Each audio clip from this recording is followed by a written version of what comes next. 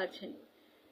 তো বিয়ে বিয়ে বিয়ে বিয়ে সবাই তো অপু বিশ্বাস আর সাকিব খান মিলে যাবেন। আপনারা কি জানেন নতুন নিউজটা যে অপু বিশ্বাস আবার মা হতে চলেছেন, উনি প্রেগনেন্ট।